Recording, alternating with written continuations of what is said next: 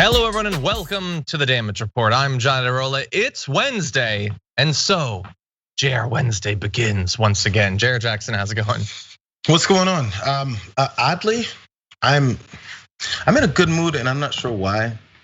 Because I feel like as this show goes on, and we're gonna find that I'm not in a good mood anymore.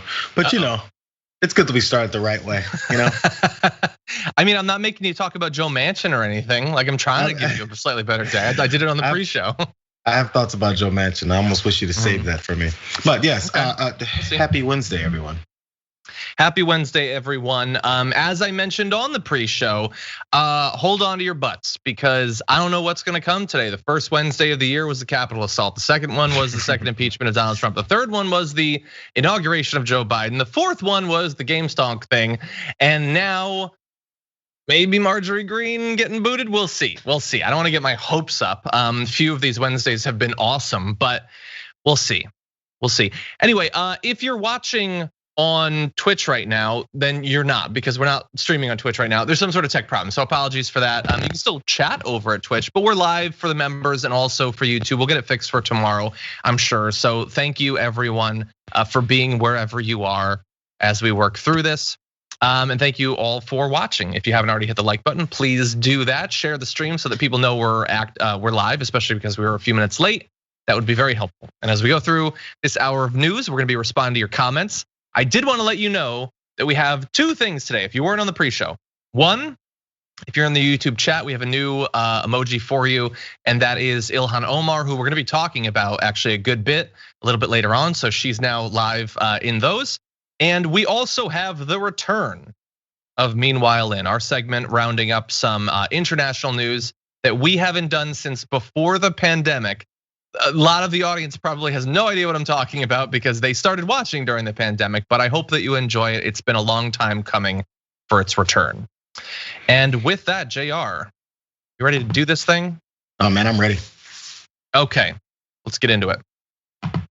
We've been wondering, is anything going to happen about Marjorie Greene? What conspiracy theory is it gonna take for the GOP to actually pretend that they care about this? Well, something kind of might be being done. Here is a reporter talking about conversation that Kevin McCarthy had with Marjorie Greene and how she responded and what their plan going forward is. McCarthy and Greene sat down, and McCarthy tried to lay out, from my understanding, that this was coming to a head, and that her controversial comments from years past, months past, were putting Republicans in a really bad spot, and they were frankly sick of it. He tried to lay out options for her. My understanding is to say you can go on TV, you can apologize for your remarks, you can denounce QAnon, this conspiracy theory that in part led to some of the violence we saw on January 6th. And if you don't, you could see GOP colleagues remove you. And my understanding is this didn't perhaps go as well as he wanted. There was some hope with Republicans that she would do the graceful thing and remove herself without making them act.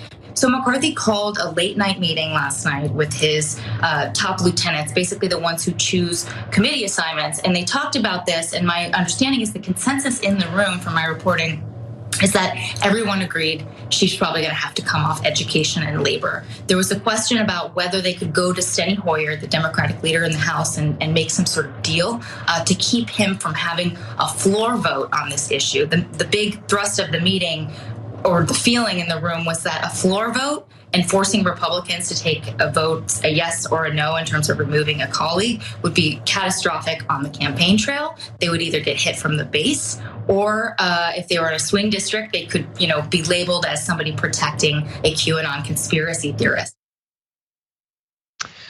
Okay, so that's the leadership. Jayar, what do you think about Kevin McCarthy's plan and about the conversation he had with Marjorie Greene?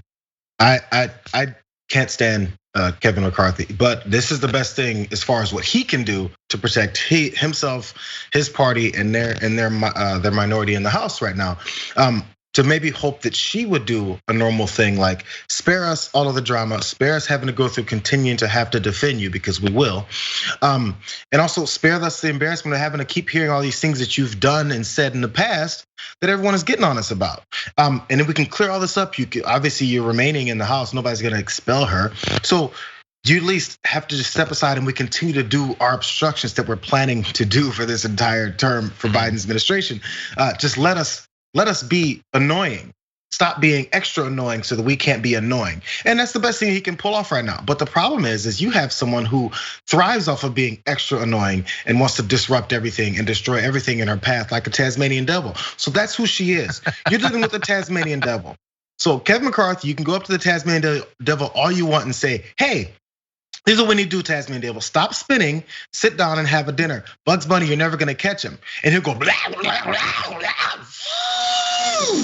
And that's what the Tasmanian devil does. You can't stop him. That's what he does. That's what Marjorie Taylor Greene does. That's all he can deal with. So, sorry, this is what you guys have created by supporting a president who acts just like this woman acts. That's who you've got now. Now you have someone that's not powerful, who acts like Donald Trump, who was powerful. What are you gonna do? I don't want to distract from the very good point that you made, but that was an amazing Tasmanian devil you just did right Was there. it really? Much of our audience probably doesn't know what that is, but that was very accurate. Those are some professional quality sound effects there. And Tasmanian devil emote coming soon. Anyway, yeah, no, I think you're right. Look, I think in theory, he could say, we are facing a crossroads for our party. What do we want our party to be? Do we want it to be the party of anti-science, anti-education, making light of conspiracy theories? Or do we want all of that and Marjorie Taylor Greene on top of it? Because they were bad before. And he doesn't want to be a part of that choice. So he's fundamentally not a leader. A leader who actually cared about the Republican Party would want the Republican Party to not be the party of satanic sacrifice going forward. All he's worried about right now is, well, and by the way, it's really revealing that he gets where this is going, which is my bigger concern. He doesn't want a floor vote because then every one of his members needs to go on record as being for Marjorie Greene or against her. And that's bad, not right now really, but going forward. In theory, they could run against Marjorie Greene and the Republican Party protecting her. And the reason that's bad isn't just the stuff we found out, it's he knows that Tasmanian devil's gonna spin and they're gonna eat stuff and they're gonna break stuff. She is going to do increasingly insane things. And if his members vote to protect her, and then we find out more and she does more and she says more, it is going to produce so much pain for the Republican caucus. And that's the only thing he's worried. That's the only amount of protection he's worried about providing for his party. He won't actually kick her out, which is the obvious answer for this. It's what politicians do. It's you're supposed to act like you're doing something and then not really do it, and then hope everyone gives you credit for doing something. And he's trying to work that balance, but this woman is a little bit too wild for him and continues to throw things out there and misinterpret, mischaracterize everything that's being said and done. So he's kind of having to fight within his own group before he even gets a chance to fight outside of it, because he can't calm them down enough. And that's what you've, I mean, that's what you've, this is the consequences for your actions for supporting a president that was like the previous one that just left office. So now deal with it. Take the stress. You thought you got rid of him, but no, you've created more of him. Yeah, and by the way, like so much gets normalized, and I know that like every day new people get into politics and start following it actively. But I want to try to break through to some people and say, this isn't normal to protect her to this extent. And it's not normal that, well, no, of course you're never going to expel someone from your party. You're never gonna ask them to resign.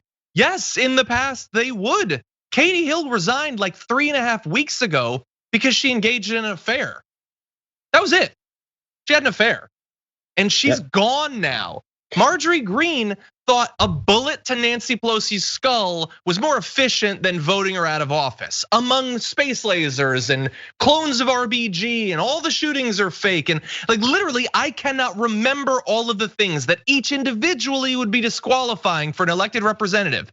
This isn't normal to protect her. And it's not really even about her. Kevin McCarthy, by being such a coward in this area, is indicating that he gets that she is not a one-off. A one-off you can kick out. He's worried about the next wave and the next wave, and that this might be the only Republican Party coming down the pike is more Marjorie Greens and more Madison Cawthorns and more Lauren Boeberts, people who make the normal crazies of the past, the Steve Kings and the Louis Gohmerts, look sort of quaint by comparison. Yeah, and by the way, this is a big illustration of what the Republican Party is becoming. And so they have to go with the crazy because they actually don't have any principles. If you had principles, you'd be like, okay, this is who we are, this is where we're going, and somehow this crazy wing of the party is trying to take over, and we can't allow that because our principles are A, B, and C. No, you go, this crazy wing of the party is taking over, so I guess our principles now have become D, E, and F. So you just switch it because that's what's politically helpful for you at the moment. That's not principles, that's not leading, that's not listening to your constituents. Yeah. Now, Marjorie Greene has responded to the revelations from her meeting with Kevin McCarthy and how they're gonna maybe take her off of one of the committees, but they're gonna do it behind closed doors so that people don't have to vote. Here's what she had to say. No matter what GOP leader does, it would never be enough for the hate America Democrats. As much as he genuinely tries to work with Speaker Pelosi for the good of this country, she refuses to see the hypocrisy of her own conference. Filled with members who supported, cheered on, and funded criminal thugs who riot, burn, loot, attack police. Oh, you care about attacking police? Which police? Do you care about attacking police? Murder and occupy federal property. Well, she certainly wouldn't want people going on federal property. She raided the Capitol, by the way, back in 2019. But anyway, members who sleep with our greatest enemy, and we're gonna return to that, marry their brother to get him in our country. So she's in trouble for conspiracy theory. So she throws another theory in there. Lead a violent mob in neighborhoods and more. So she keeps talking about, I'm sick of it. Members who sleep with our greatest enemy. I assume that's people, I assume based on her history, she's talking about people who sleep with Muslims. I could be wrong, but let's say that I am. What could you fill in that blank on where that isn't insane? I have a guess. What sleeping, what? What do you think? My guess is Swalwell in the drama, and they said there's these Chinese spies that are coming in and making inroads with politicians here. I think that's that conspiracy theory. You think maybe. But I don't know, who knows? Because you can throw anything at it because that's how conspiracy theorists work. Just say something, go, yeah, that's right, that craziness is happening. Let's throw the extra crazy. Yeah, she's talking about this guy. Yeah, that guy. It doesn't matter. It can spread to anyone. That's by plan. Make sure that we can implicate anyone in these conspiracies. Yeah. Look, trying to work out her thought process is insane because she's insane, but like her defense is, oh, why would you throw me to the wolves? These are hate America Democrats. But like when you think about all of the things she believes, she thinks America is full of people who routinely fake the deaths of kids in school shootings and murder conservatives at a country music festival so that they can take away their guns, even though the guns never get taken away. She thinks that 9/11 was an inside job by the American government, which, by the way, was controlled by the Republicans when it happened.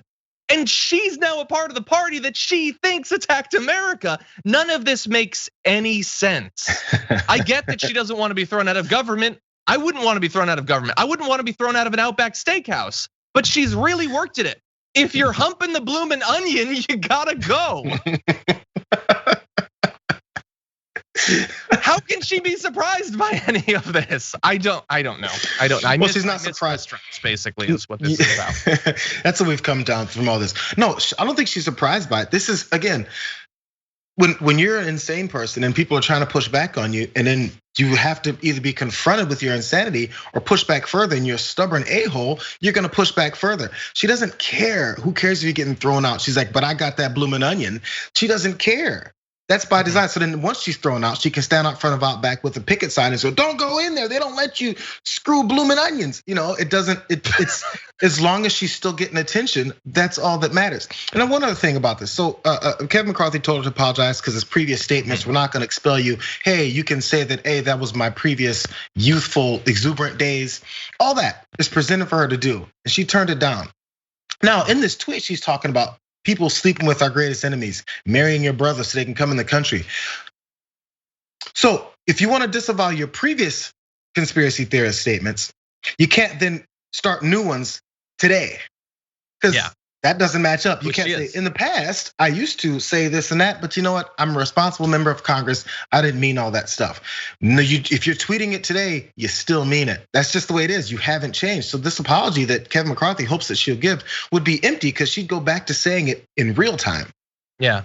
No, that's such a great point because, and I apologize, I glossed over the area where he had provided her an out, like so that she wouldn't have to get kicked off anything. All she has to do is give a statement saying, I don't believe in QAnon. I don't want all the Democrats to be rounded up and executed in the Great Storm. I don't think that all of the shootings are faked, and she won't do that for one of a couple of potential reasons, either because she really does still believe that stuff, in which case, again, Bloomin' Onion, get out of here, or she doesn't actually believe it, but like sort of in a Trumpy fashion, she would rather have everyone think she believes those things than admit that she doesn't, or admit that she had grown or that she was wrong or whatever. I don't care which of those it is, or maybe you can come up with some other solution or some other explanation. But either way, again, she's got to go. He provided her an out and she won't even do that. It's just a public statement. They didn't even give Katie Hill that option. And she just has to say, okay, I take it back. I don't want Nancy Pelosi to be shot, I guess. And I don't think that the Jews of Europe have a conspiracy to flood Europe with Muslims to destroy it from within. I don't actually believe those things anymore. That's another, we have never even covered that. That's the thing that she believes. Anyway, yeah, you're right. She was off now and she won't take it. Can we bring up that tweet again where she's complaining about marrying siblings and all that stuff, whatever she said? Because then she quoted this political argument with a scoop about breaking news about things that are happening with the situation, with the meeting with McCarthy and all that. So there was a little excerpt point where it said that Democrats want nothing else. He's gonna make a deal with Steny Hoyer, but Democrats are being too strict and stringent on it. So Democrats are being rigid, but she's not, first of all. So she took an excerpt from this political argument. So me, being this normal human being, went to the political article to see what else was there. Guess what else was there? Previous to the point where she started talking about how Kevin McCarthy is gonna make deals with Steny Hoyer, there's this line that says, McCarthy tried to give green options. She could denounce QAnon and apologize publicly for espousing hurtful conspiracy theories, all that stuff that the analyst said just now in the clip. So she purposely kept that part out of her tweet. And then after her tweet that ended that said, but that will never fly with Democrats, she underlined in red, Democrats are too rigid. The next sentence says, it's important to, in bold, it's important to note, the plans could all change if Green apologizes or removes herself. She didn't continue on with that line in her tweet. You know why? Not that she didn't read it, because that's not helpful for her BS argument. That's why. She knows, obviously, because she was there. This is all a veil to continue this insanity that she's trying to spin, that she thinks is really helpful for her. I don't know how. Yeah. Today's big news, maybe.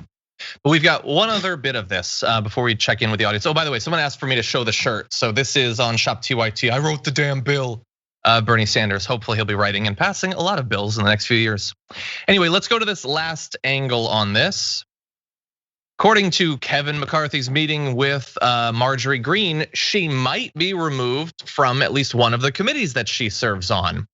And that would be progress. That would be rational. That's completely unacceptable to the Republicans because now they're trying to come up with a both sidesism beyond anything I think I've seen.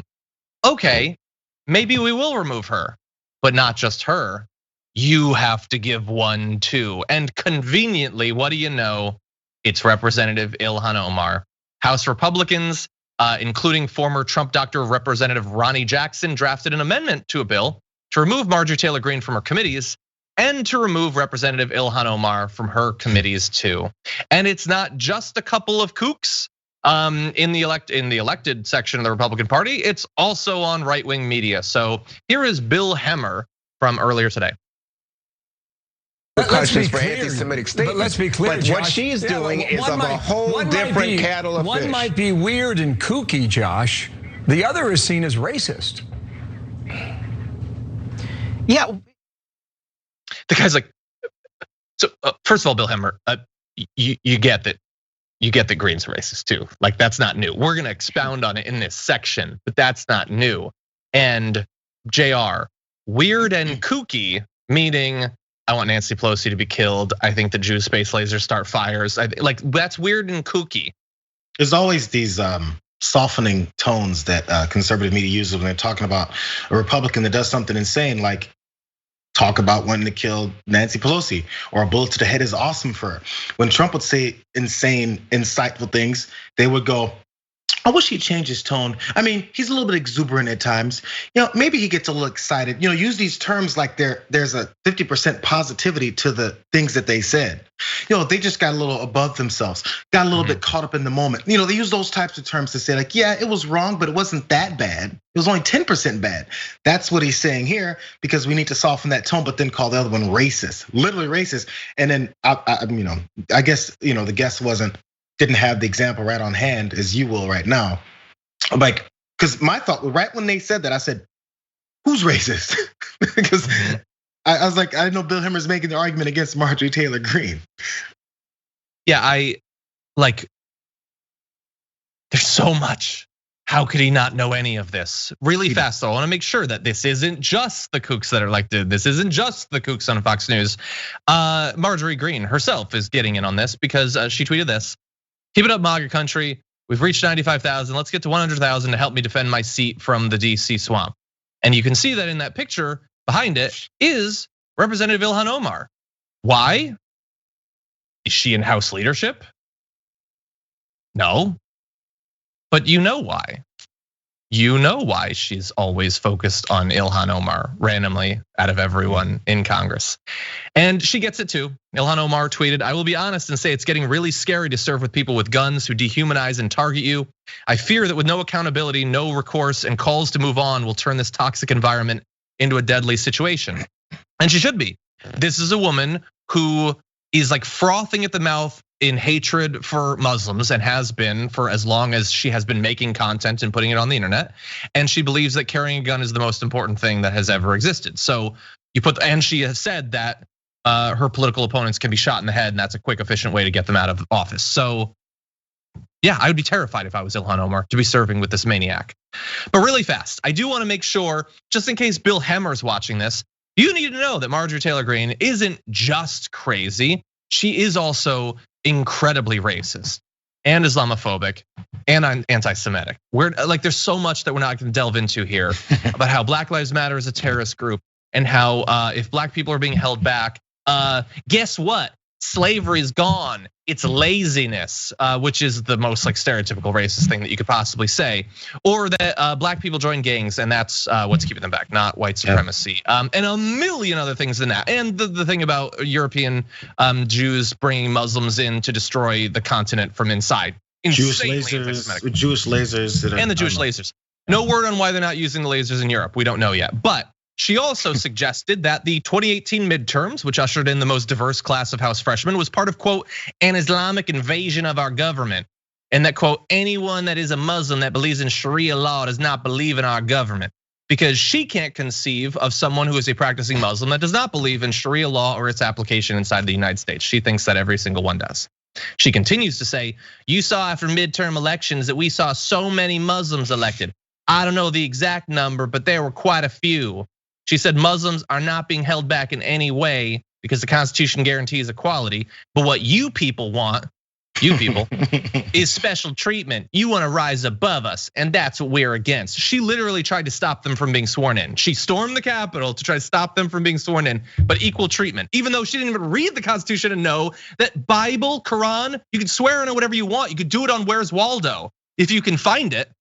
But anyway, she says, if you want Islam and Sharia law, you stay over there in the Middle East. She's an American citizen and has been for many, many years. You stay over there in the Middle East. You stay there and you go to Mecca and do all your thing. And you know what? You can have a whole bunch of wives or goats or sheep or whatever you want. You stay over there. But in America, see, we've made it this great, great country. We don't want it messed up. Because immigrants coming in with their wives and their goats and their sheep and their Mecca mess up the nice country we made. Bill Hemmer, are you paying attention to the words of the now Congresswoman? we've got more, but I've been going on for a while. Jayar, I want to give you a chance. It's fine. I'm kind of over her, but it's pretty obvious the approach here, especially when it comes from the Fox News folks there. I think they're losing some viewership to the OANs and the Newsmaxes of the world because Trump's campaign against them worked to a certain degree. And so, you have to sprinkle in enough of the crazy and support of the crazy in order to try to retain the audience that has become a large portion of the Republican voting base. Every time Trump talks about the millions and millions of people that voted for him, Fox News listens. And they're like, okay, so we got to start supporting these crazies or else we're out too. This is all just capitalism. They can continue to make their money rather than actually report the truth or even discuss it in a truthful manner. It doesn't matter. They just have to follow through with what she's doing. And she knows that too. So she's like, we have this, we have this approach and this push now to make crazy as a defining issue of the Republican Party, and that's all they got now. It's a moneymaker. And you know what? I'm sure she's raising tons of money. Oh, absolutely. And so anyone that's upset that people will still talk about Marjorie Greene because she's a nobody, she incites other nobodies to do things like what happened at the Capitol. So yeah, I would love to ignore her, but there's people who are dangerous that aren't ignoring her. So that's where this comes together. It's not because I love talking about her and I love her face.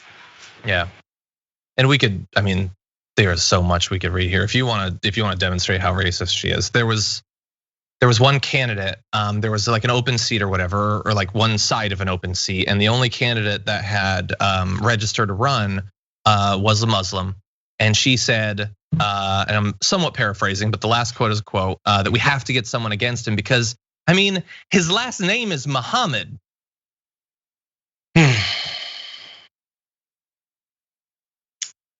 His last name doesn't get to be Muhammad and serve in government. It is clear to her that if your name is a name, I believe literally the most common name in the entire world, you don't get to serve in government. That's who she is. I'm gonna join the Republican Party because I'm tired of this cancel culture from the.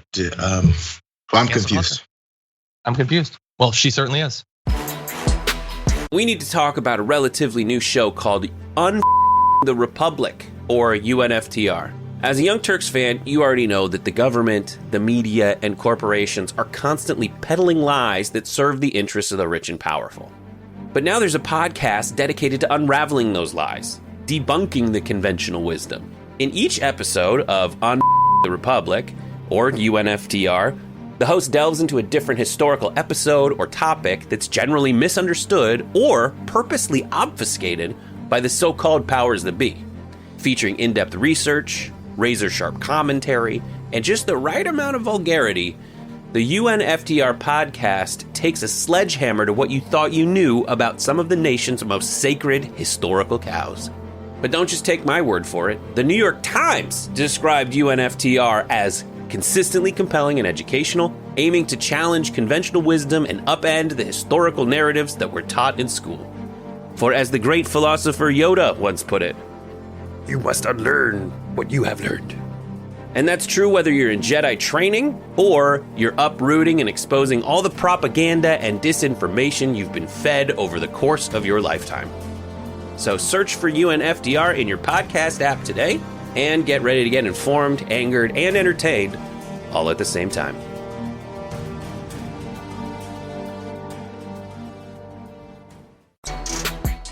There are people who are coming out of the Trump administration not so well off, having trouble getting jobs and things like that. But what do you know? That crazy couple, Jared and Ivanka, managed to land on their feet and score hundreds of millions of dollars along the way. So here's what we can learn from their final financial disclosure forms. Donald Trump's daughter, Ivanka Trump, and Jared Kushner reported as much as $120 million in income for 2020.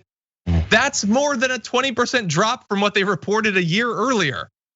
In 2017, shortly after joining White House staff, they reported income as much as $195 million. But that's over a longer period of time than the ones that follow, so it's not directly comparable. In their most recent disclosure, they list assets worth between $206 and $803 million. That is slightly down on the low end, up on the high end from 2017. Jesus, and look, there's more, but It is so frustrating because these are two people that have had 4 years in the public eye to fix problems, assist the president, aid in important topics of both domestic and international policy. At no point during any of that did either of them demonstrate a single monetizable skill. And yet, while that was what they were doing, solving the crisis in the Middle East and all that, / whatever, they were pulling in hundreds of millions of dollars. That is incredibly frustrating. It's a pretty good gig they got there going. Get it.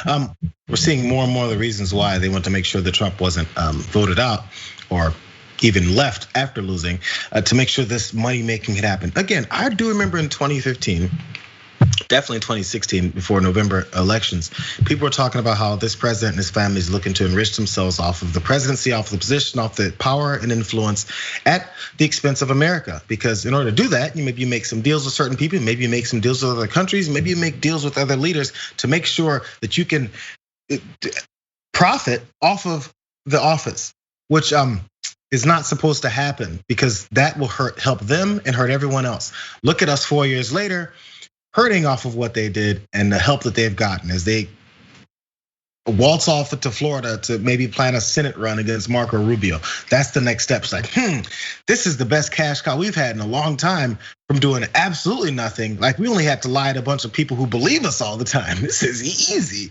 So this is, it's an easy grift for the next hundreds and hundreds of $1 million that they look to make. Yeah. And it's not like we didn't warn you. No, totally. And we tracked a lot of this along the way. Stuff going on with Jared Kushner and the Emirates, and about the really expensive building he owns and all that. His dad was pardoned by the president. That's nice for them. It's good. It's good to see good news happen to such terrible people. But it's not just that. You know what the right wing's mad about this week? And this is literally true. You can find it. Hunter Biden had a lawyer. That lawyer knew a different lawyer. That different lawyer got some sort of government job.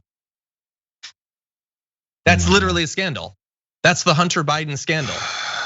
They made hundreds of millions. And let's say, okay, well, they're like nepotism. That's a problem now.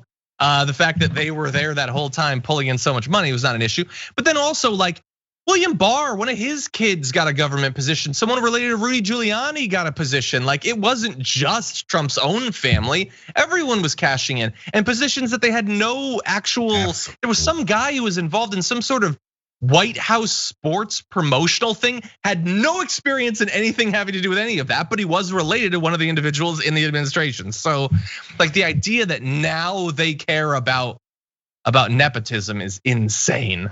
It checks though. It's the way they've always been. Anytime they'll complain about government spending, the debt and the deficit, and then complain about Democrats are the party of the big spenders, when it's consistently obvious that Republicans spend like crazy, give money to a bunch of rich folks, and hope that they give money back, because apparently it's all theirs, to give money back to the rest of the American people, which they never do. But they'll continue to cite these phantom studies that show that trickle-down economics work, but then they'll complain about the other side. And for some reason, we continue to believe them. So I have no faith that we're gonna see this and go, yeah, that whole nepotism thing kind of happened under the Trump administration, but isn't happening here. We'll hear every story that they say about any kind of nepotism from a friend of a former attorney's daughter's cousin, and be like, oh my God, look at the connections. And we'll go, wow, did you guys see those connections? Can you believe the Biden administration is this corrupt?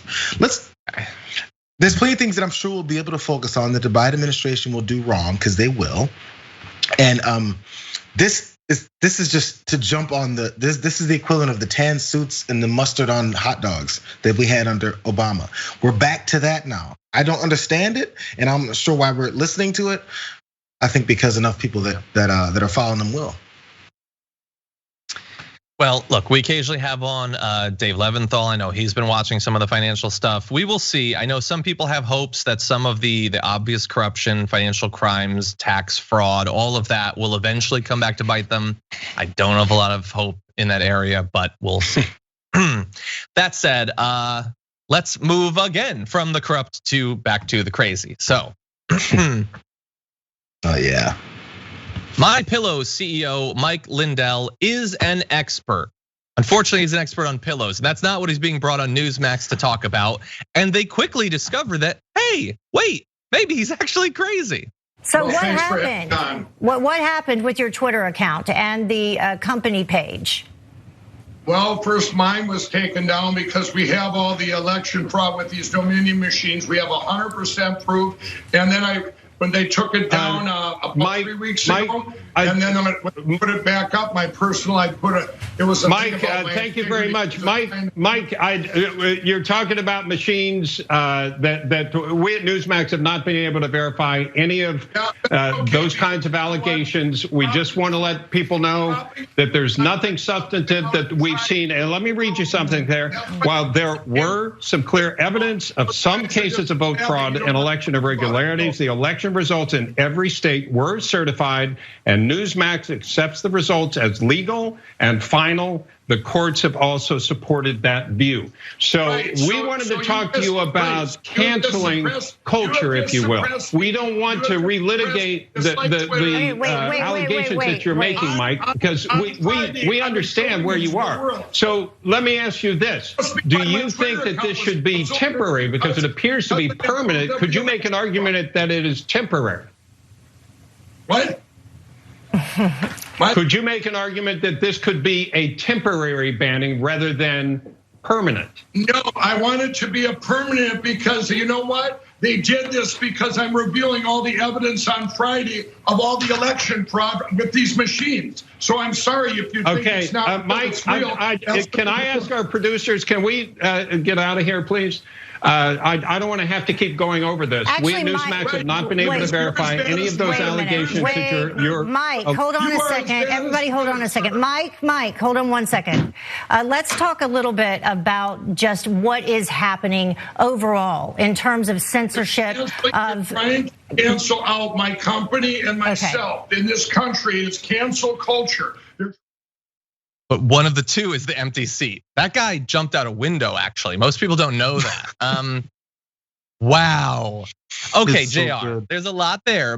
First of all, I just want to say, we are just a YouTube thing or whatever. And I've even said many times over this pandemic that we are sort of falling apart mentally and in terms of our production value. That said, we are 1,000 times more professional than Newsmax will ever be. That was insane. Anyway, what are your thoughts? Well, partially because they have people like this on, so that automatically downgrades your professionalism from the beginning. So it doesn't really help them in that aspect. There's so many things. I mean, I'm trying to file them on. This is so awesome. I wish I had my popcorn again, like I sadly had before. So. Okay, you mentioned Dominion, you mentioned machines. That is a no-no. We saw this before. We talked about it, months ago when every conservative outlet, including Fox News and Lou Dobbs, even one of the biggest minions for Trump, they all read their statements. We here at insert conservative news organization here disavow completely, don't support anything that says Dominion, because Dominion came forward and said, we got a couple $1 billion lawsuits against you guys if you'd like to continue this. And they said, yeah, I'd like to not continue that. But so My Pillow decides to go on and be Mike Pillow. My Pillow, Mike. He should call him Mike Pillow, because he's the only one that's left to buy the damn thing anyway. So you invite him on the show to talk about craziness and him being banned and cancel culture. Hey, you invite the crazy on, the crazy is gonna go crazy. Let's keep it real. I say it all the time, and I love this. My favorite thing from Chris Rock, that Tiger, he's talking about how Tiger wouldn't attack someone. He said, everyone in the news said, the Tiger went crazy, the Tiger went crazy. He said, that Tiger didn't go crazy, that Tiger went Tiger. So in this case, you invite Mike Lindell on your show. Mike Lindell pulled a Mike Lindell and did what he does. Hey, I hope if you want to keep reading your lawsuit statements that your attorneys put together to absolve you from everything he's gonna say, stop inviting him on, because now you're complicit. That's all there is to it. Yeah, it's not even that, like, they knew he'd go crazy. They wanted him to go crazy. They just wanted to aim the crazy at a particular thing. And this is like that. That was like a perfect example of what we've been talking about the right wing, about Tucker Carlson. It is, no, come on, don't do that. Talk about vague concepts, because vague concepts can't sue you. We brought you on to talk about cancel culture, which means whatever we want it to mean changing every couple of minutes or so. Whatever happened to a conservative, that's cancel culture, it's bad. Talk about that. Why are they bringing on the pillow guy in the first place to talk about cancel culture or the election? He makes pillows. And notably, seems like a guy who hasn't gotten a wink of sleep since the election because he's tweaking out constantly. But anyway, my favorite honest, I love when the grifters are accidentally honest. He said, we don't want to relitigate this, which is true. They don't want to litigate any of this because that could be very expensive. Not only do we want not, yeah. What we're saying? We only don't want to not relitigate this. We don't want to litigate this. No litigation, please. You can see from our graphics package, we're barely hanging on here.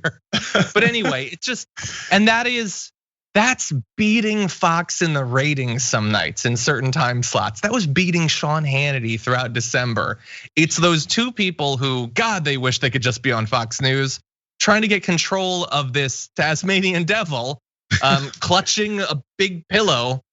Yeah, the whole thing was just insane. By the way, just to bring this all around to another point, Mike Lindell went back on Newsmax later the same day, just to show you who they really are. So he went on Rob Smith's show, and they didn't want to mention any of that, and they brought him on to talk some more. And he said the only reference he's going to have to this is that you were on earlier. We made some waves, but we're going to leave it at that. You and Newsmax have always had a very good relationship. So again, they went to Mike Lindell. This is my speculation because obviously I wasn't there. But from this line where he said, you and Newsmax have always had a good relationship. It's, hey, listen, we've been scratching your back by giving you exposure because apparently you're canceled. And you're giving us, you're scratching our back by feeding our idiots that are crazy and want to watch this stuff. We need to keep it narrow. Not narrow, let's keep it broad. Don't go narrowing it down to this one Dominion voting machine. That's gonna screw us up, that's gonna screw you up. So he's like, can you please play by the rules? What they can't do is, Mike, you can't come on anymore. They can't do that because that's against the business model. Because he's too popular amongst the crazies, yeah.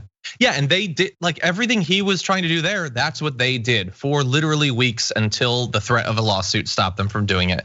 And they still want, like they want to make money, they want to steal Fox's audience, and it's by being even crazier than Fox News.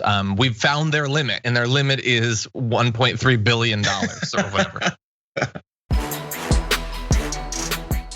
We just had an election in Georgia that went for Joe Biden. Then we had 2 Senate runoffs that went for the Democrats. That is bad news for the Republicans there. It might signal that it is time for them to seriously start to think about the candidates they're putting forward and the policies that they're supporting so they can win back some of the support that they've been hemorrhaging. Sorry, I think I had a stroke for a second. I was talking nonsense. No, they're just gonna make it harder for people to vote. That's what they're gonna do. That's what they've always done, and they're gonna keep doing it. Republican state senators introduced a package of bills this week to ban automatic voter registration, ballot drop boxes, no excuse absentee voting in Georgia, voting at all. The proposals amount to an overhaul of Georgia's election laws after record turnout resulted in wins for Democrats. Of course. So one of the bills would require an excuse to vote absentee, undoing a 2019 law allowing no excuse absentee voting. Again, this wasn't even just a pandemic thing. This is before that. Under the bill, voters would need to be 75 years or older, absent from their precinct, observing a religious holiday, pale as hell, have a physical disability, be required to provide constant care for someone with a physical disability, really like that comedian who does the puppets, or required to work for the protection of the health, life, or safety of the public during the entire time the polls are open to qualify to vote absentee. Why? Because they don't want people voting, that's it. And they're just really hoping that before the state government gets taken over, they make it as difficult as possible to actually vote. This has been the calling card for the Conservative Party, the Republican Party since forever, or since people outside of white male landowners could vote. When women started voting, especially when minorities got a chance to vote, all these things are put into place to preserve what they previously had as much as possible. It's 2021 and we're still doing it. In 2013, the Voting Rights Act, very strong aspects of it got voted down by the Supreme Court. Why? So that they could allow conservative states and conservative elected officials to continue to manipulate our voting systems to make sure they stay in power. Because they can't be voted in because of their ideas and their principles, because they have none of those. They're working for these rich people that have given them enough money, and they're using poor fine, I'll say it. Poor racist people to be the one to uphold all these things that they call values, that they think they're, and also Christians, to think that they're actually falling into those lines of those values that they had. None of those things are happening. But as soon as any one of these things happen, like in 2013, they immediately, within the day, start changing rules to suppress voters' right to get there.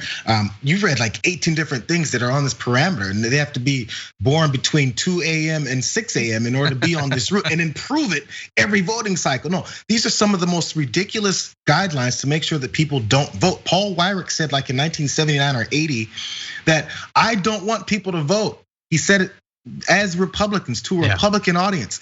The fewer people vote, the more we win. It's the way it is. When Trump was trying to steal this election, he said, you know what? We have all these people voting, and next thing you know, we're never gonna win an election again if we have people voting. They say it openly and honestly, they're not lying. They're saying it straight up. We don't want Americans to vote. We don't like democracy. We don't like a representative government. We like a very limited representative government of the people who pay us enough money to continue to stay in office and do the things that we do to destroy the rest of your lives. That's our objective in this office. And once we leave, we go to help others that are doing it, continue to do it as lobbyists and any other way we can get involved. That's what they're about. They're not, at least they're not hiding it, but we just decide not to listen to them. Yeah, it's incredibly clear. I hope that Georgia is going to be able to fight back against this. I don't have any hope that the Supreme Court would overturn any of this. I mean, and it goes like we've read a lot, but it goes farther than that. Let's see, they're banning ballot drop boxes, requiring voters to provide identification when they request an application for a ballot. Another one would limit who can distribute absentee ballot applications. Only Georgia election officials and campaigns. Outside groups, nonprofits can't do it. Why? Like they're literally not involved with the application. It is just, here's a paper for you to then get it later yourself. You're not even with us, but they don't want it because it leads to more people voting. Other measures introduced by state Republican lawmakers would expand poll watcher access for voting intimidation, prohibit new Georgia residents from voting in runoffs. Why? Because we don't think they're gonna vote for us, that's it. And literally they just lost 2 runoffs and they're like, no, don't vote in the runoffs anymore.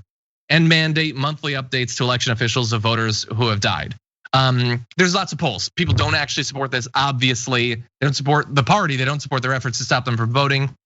It's just insane that it's so brazen. They lose a presidential election. They lose the runoffs and they're like, well, clearly we've got a problem here. It's people voting. And it's not just them, really fast. Here's a shot from MSNBC rounding up. Arizona is gonna be doing stuff about mail ballots and also allowing the legislature to overturn the result of an election. All that stuff, that was going on for months where like, oh, it's inconvenient. They can't actually nullify the will of the voters. They're trying to change that so that they can. Pennsylvania is gonna be purging voter rolls more. Georgia is gonna be doing all sorts of stuff. So all these states where they lost, they're not gonna change their platform or even their campaigning style. They're just hoping they can eliminate a few 100,000 voters. And then that's the solution to the problem.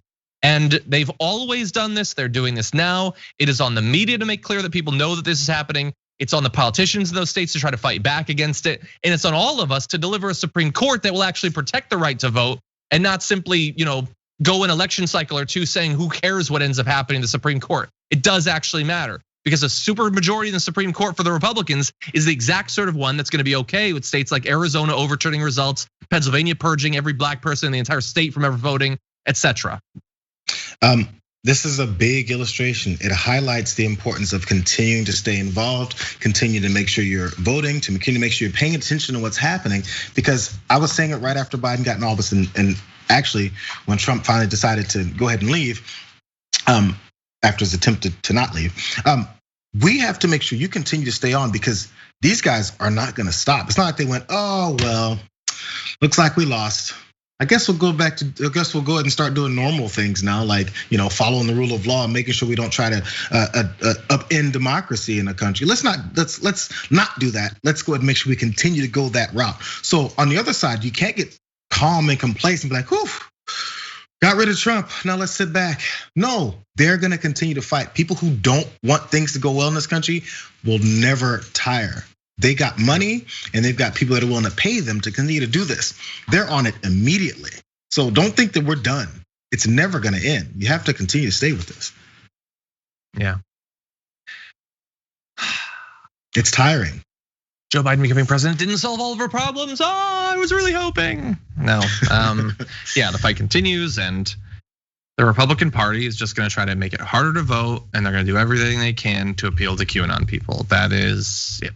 That's the future. That's not the new playbook. Half of it is a new playbook, the QAnon part. Yeah, the king is dead. Long live the king. New playbook, same as the old playbook. Anyway, okay, I know that we're a little bit over, but I wanna make sure that we get to this. So let's transition right into this. Are we ready to go in terms of these videos? We're gonna have to be a little bit brief with this because we are over already, but Marissa, do I have a thumbs up to go? Okay, let's do this. And now it's time for the return of news from around the world. It's Meanwhile In.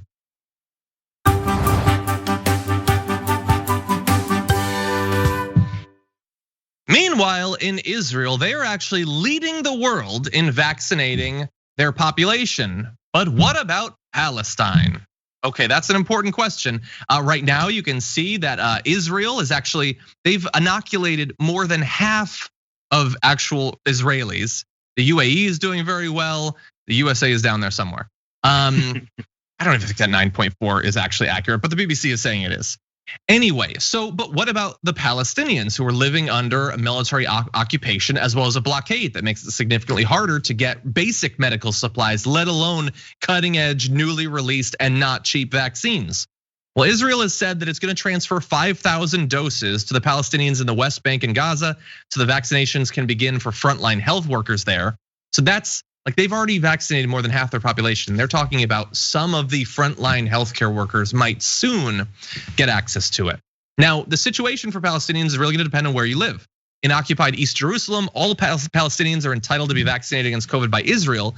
That's because Palestinians in East Jerusalem have Israeli residency status. So those living there pay Israeli taxes and have access to Israeli health insurance.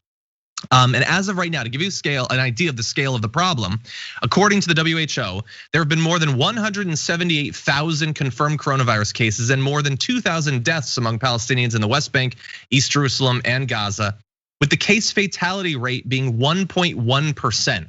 It's a proportion of reported infections which result in a person dying. In Israel, it's 0.7%. So if you get sick, where you live in that area very much could determine whether you survive it. And you think they don't know this? You know. Sure they and also, by the way, this, and I don't know the geographical makeup or the divisions and barriers that are put up in the area, but when you don't provide vaccination or help for folks that live in a certain area just because you don't like them, it doesn't mean that the thing doesn't spread still. So it can still get to other aspects. It can still get to the people that you prefer to be safe and healthy. That could potentially, I don't know what kind of divisions are put up. So maybe they do have something in place to make sure that the folks that they're underserving don't get anything, and also the people that they're serving are shielded from it. I don't know, but if that's not the case, it's kind of not helpful to do this in the first place, even if you're being selfish. Totally, yeah, and I would say for the Americas as well. In any event, the Palestinian government says that they are going to be attempting to purchase enough vaccines to at least get up to maybe 20% vaccinated at some point, but it's not going to be easy. There's an international rush on this. It's expensive. It's difficult to get stuff in there. So it is very much going to have to be on Israel to make this available because of the current situation there. Right. And I want to give credit to one US politician that is trying to put pressure on Israel in this area. That is new Congressman Jamal Bowman, who tweeted, "Every single human being has the right to be protected from the global enemy of COVID-19. This week, he apparently wrote to the Israeli acting consul general about distributing the vaccine to Palestinians and is going to be meeting to talk more about it. And he goes on to say, "As a black man living in America, I know the feeling of being neglected by my government and society." And so, how dare he? Exactly. It makes me sick that he's focusing on this. But no, it's awesome leadership to care about people who are thousands of miles away and trying to make sure that they don't needlessly die. Anyway. Meanwhile,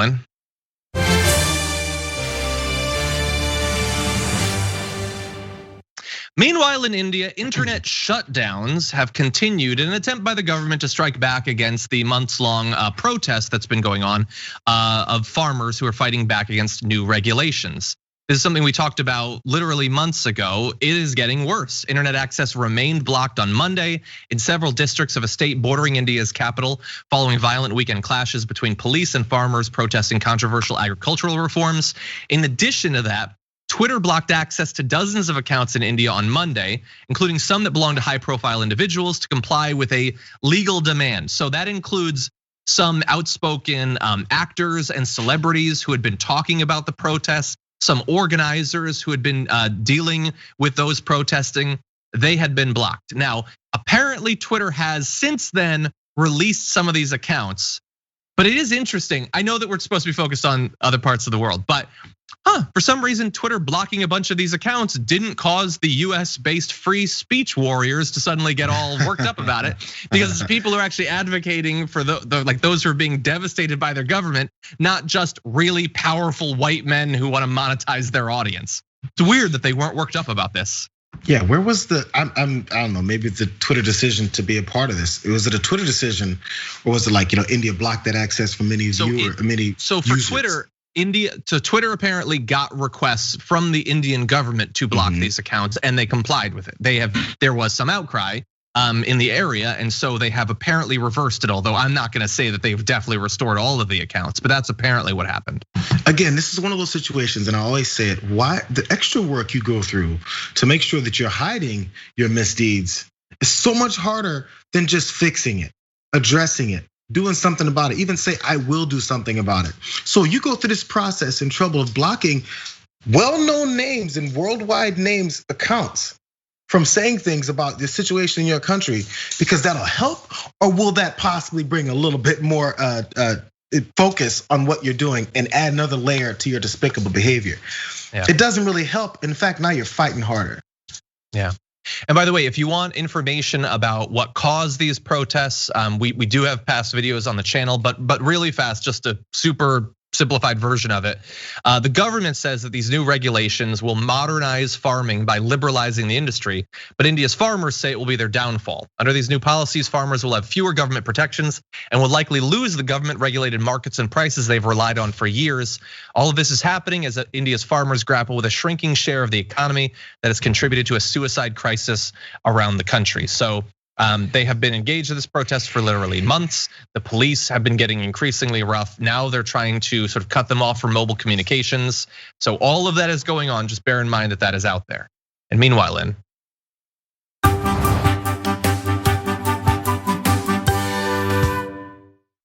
Myanmar, a woman's viral fitness video apparently accidentally and coincidentally captured the very beginning of the coup. And here it is.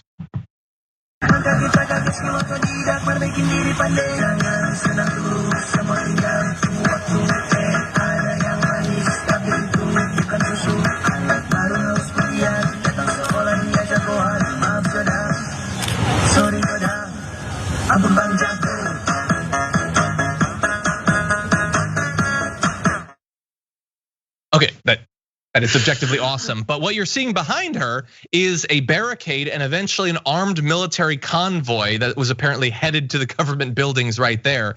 Now, her name is King Ninwai. She says, before I heard the news in the morning, the video I made for the aerobic dance competition has become an unforgettable memory. I wasn't dancing to mock or ridicule any organization or to be silly. I was dancing for a fitness dance competition. So she apparently had no idea, and apparently has been doing dances like that in that exact spot for months, and just happened to do it as armed officials were coming in to institute the coup that struck Myanmar recently. As of right now, go. Continue. Well, I just want to catch people up really fast. Let me catch people up and then we'll comment. Myanmar is under military rule following Monday's coup, in which the military detained de facto leader Aung San Suu Kyi and declared a year-long state of emergency. They claim that her party won last November's election because of fraud. We have some more updates there, but Jayar, what do you think about that? I don't know. If you have more updates, that's better. But the thing is, it looks like she's standing in the middle of a huge street because automobiles are flying around behind her. But this has been her spot to do her dance for a while with a full setup. Now this looks like in front of a building. Okay, I see the posts now. I was trying to figure out how she sets up this rug in the middle of a street. But yes, now I see it makes more sense now. Because I was like, well, you might expect at some point to see some automobiles flying around behind you if you're doing your TikToks here. I'm sorry, it's not. It's not a TikTok. Well, I mean, maybe it's on TikTok. I have no idea. I barely know about TikTok. Although the Damage Report is on TikTok now, so you can go check us out there. But anyway, yeah, and it was just like I know that it's like it was just purely accidental, but it sort of seemed perfect. Like it seemed like this really like sort of strong thing to lend attention to what's going on. It is just accidental. But anyway, since then, in terms of other viral stuff that's going on the internet, Facebook has designated Myanmar a temporary high-risk location after the coup and says it will remove any calls to bring armaments and protect posts criticizing the country's military. BuzzFeed reports that Facebook's Asia Pacific Policy Director Rafael Frankel said Facebook is securing the accounts of activists and journalists as well as protecting critical information about what's happening on the ground. And I point that out because Facebook's involvement in geopolitical situations like this in the past has often been incredibly deferential to authoritarians and to military governments. So maybe, especially with more international attention on this one, they're going to do better, but we're gonna have to watch. And obviously this is a situation that is developing rapidly. There was gonna be condemnation and China blocked it in the UN. So a lot has been going on in this area. It's such an illustration of the state of the world, right? You have a very important, very serious situations happening in the background, but in the foreground, dancing is happening. And if you ask 100, if you poll 100 people, 90% might say, I'm more interested in what's going on in the foreground. Unfortunately. And honestly, based off the news or even the situation of each of those situations, most people are probably interested in watching what she's doing rather than what's going on in the background. It's just the state of where we are in the world. Yeah. And now I wish, this is the stupidest, shallowest wish. I wish that had been against a green screen so that we could put her over other historic events as they're going on, sort of like a contemporary Forrest Gump type situation. Anyway, don't give the internet any ideas because it will happen. That's true. Parker Malloy probably already has it. Anyway, that's Meanwhile, and thank you for joining us for our international news roundup. And Jayar, thank you for joining us for all of the big news Wednesday. We're gonna be staying tuned to see if something truly epic happens on this Wednesday, maybe involving Marjorie Greene. We're gonna have to see. Oh, I hope both. Okay, we'll see, but hopefully we'll wait till next Wednesday for it. Maybe. I am very excited to be able to welcome to the program today speaker, professor, and author of Ida Be the Queen, Michelle Duster. Welcome to the Damage Report. Thanks for having me, John. Glad to have you here. So we can show everyone the book, which came out just last week. And I would love to hear more about the life of her, your own familial connection. So tell me about the process of launching into the writing of this book. Right, so my book, Ida Be the Queen, is about the life and legacy of my great-grandmother, Ida B. Wells. She was a journalist, a civil rights activist, a suffragist. She was one of the founders of the NAACP, the National Association of Colored Women's Clubs, the Negro Fellowship League. Her resume is awe-inspiring. And on top of all of that, she was a wife and mother. Yeah, her life was absolutely fascinating. She did amazing, courageous work at constant threat to her own life. And obviously there have been books written about her. She obviously, I mean, I'm not telling you, I'm telling the audience, but she worked on her own autobiography. She's been immortalized in film and all of that. But you obviously have a connection, being that you are descendant from her. How does that affect the writing of a book about her? Well, in writing Ida Be the Queen, I could reflect on my own experience growing up in the family where I knew my whole life that I was related to her. But I also wanted to help people understand how the work and legacy of my great-grandmother still makes a difference today. Some of the work that she was doing is still continuing with several movements and activists and politicians to this day. Yeah, exactly. It's obviously there have been changes. It is perhaps somewhat depressing to reflect on some of the same struggles going on. Hypothetically, what do you think she would think of the current state of things and what's still being fought over?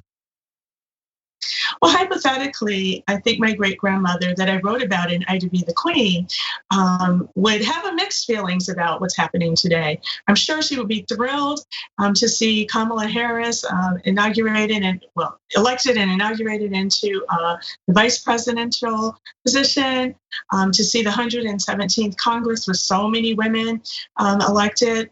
But then at the same time, we're still dealing with some racial and social problems that need to be solved. Definitely. When you were doing, as you mentioned, you grew up knowing that you're related to her. Obviously, you must have done a lot of research for the writing for this. What were you most surprised by in your research into her life? When I was researching for Ida B. the Queen, what I was most surprised about, I shouldn't have been surprised, but I still was, that she was surveilled by the FBI. She was controversial during her time, and to see in black and white in print that she was considered dangerous to the point where she needed to be watched by the United States government, that was a little surprising, and it sort of reiterated to me how powerful she really was. Yeah, I guess, considering many of the prominent African American activists and pastors and political leaders who were investigated, I guess on some level it's not perhaps that surprising, but she was doing journalistic work on lynchings and trying to pursue justice. The idea that she would be considered some sort of threat individually seems like very perverse looking back on that time and all that she tried to accomplish. That she was fighting for women's right to vote. What is so inherently dangerous about that? Well, my great-grandmother, Ida B. Wells, and I wrote about this in Ida B. the Queen. The reason that the Secret Service, she called them Secret Service, they were FBI agents, came to her place of work was because she was protesting the United States government from killing their own soldiers during World War II, during World War I. So they considered her to be criticizing the government during the war. And that's why they consider her to be dangerous. Wow. Well, obviously, anyone reading the book is going to learn a lot about her. And as you said, much of her work and her legacy is still very applicable today. If there was one lesson that a modern population, perhaps who isn't taught as much in school about her as they perhaps should be, what lesson would you want people to draw from her life and experience? One lesson that I would like people to know that I wrote about in Ida B. the Queen is how one person can make a difference. And they can use journalism as a form of activism. They can use truth telling and challenge the power structure. They can organize, and there are a myriad of ways that she used to affect change and make a difference when it comes to laws and policies. Exactly. So much so that very justifiably people should be learning about her life, getting on towards a century later. The book is Ida B. the Queen, The Extraordinary Life and Legacy of Ida B. Wells. Michelle Duster, thank you so much for revealing the history of your family and for joining us on the show today. Thank you. Thank you, John.